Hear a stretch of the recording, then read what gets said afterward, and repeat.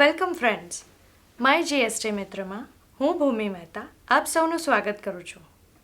આજે આપણી સાથે જીએસટી મિત્ર અક્ષત વ્યાસ ઉપસ્થિત છે.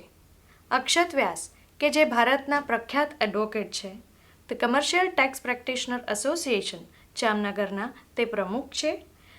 The Gujarat sales tax bar association કે જે ગુજરાત સાથે સંકળાયેલા વકીલોની નામાંકિત સંસ્થા છે, એમના તે જીએસટી કમિટીના કન્વીનર છે.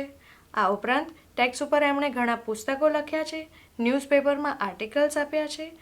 આ ઉપરાંત એમણે ઘણા વક્તવ્યો પણ આપ્યા છે અને ટેક્સ વિશે ઘણા લોકોને માર્ગદર્શન પણ આપ્યું છે. તો વેલકમ અક્ષતભાઈ. નમસ્કાર. આજે આપણે અક્ષતભાઈ પાસેથી જીએસટી મિત્રો પાસેથી આવેલા પ્રશ્નોમાંના જવાબ મેળવીશું કે આપણા મિત્ર વેપારી નથી, તેઓ રિટાયર્ડ છે અને અમદાવાદમાં તેમણે એક ફ્લેટ બુક કર્યો છે. તેમણે 50% પેમેન્ટ આપી દીધું છે અને બિલ્ડર હવે તેને બીજું 50% 30મી જૂન પહેલાં પેમેન્ટ કરી દેવા ઈચ્છે છે. તો આ કેસમાં શું જીએસટી દ્વારા નવો ભાવ લાગુ પડશે? નવો ભાવ દરેક કેસમાં લાગુ પડશે.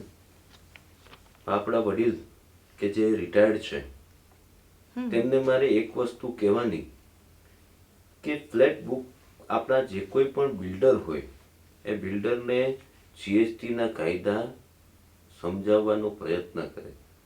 કારણ કે હા, એ વાત સાચી છે કે જીએસટી પહેલાં વેટનો દર 0.6% હતો અને સર્વિસ ટેક્સનો દર પણ ઓછો હતો. હવે જીએસટી આવતા આ પ્રકારની કામમાં વેરાનો દર 18% થવાનો છે. પરંતુ સરકારે જાહેર કરેલી સૂચના મુજબ જીએસટીમાં જે કોઈ પણ માલ ખરીદશે, એટલે કે આ બિલ્ડર લોખંડ, steel, cement, electric, sanitary wares, sanitations વગેરે વગેરે માટે કોઈ પણ માલ ખરીદશે તેની ઇનપુટ લેશે અને જે ઇનપુટને કારણે એમનો ભાવ ડાઉન જશે અને જે 18% વસૂલ કરશે એ 18% એટલે 100 રૂપિયાના દસ્તાવેજ કિંમત ઉપર 18% એટલે 118 થાય એવું જરૂરી નથી. ઇનપુટ બાદ થતા લગભગ આ ભાવ 103 પણ થાય અને 105 પણ થાય. એટલે આ પ્રકારની ગણતરી પોતાના બિલ્ડર પાસે માંગે અને જો બિલ્ડર છતાં પણ 18% નફો લેવા માટે વળગી રહે તો એન્ટી પ્રોફિટરિંગ અથવા તો રેરા કાયદાનો ઉપયોગ કરે અને બિલ્ડરને સાચો ભાવ આપે.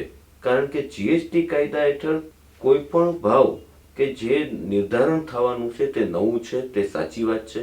વધવાનું છે તેવી આશંકાઓ પણ ઘણા અંશે સાચી છે, પણ 18% જેવો ફ્લેટ વધારો બિલ્ડિંગમાં આવવાની જરૂર નથી.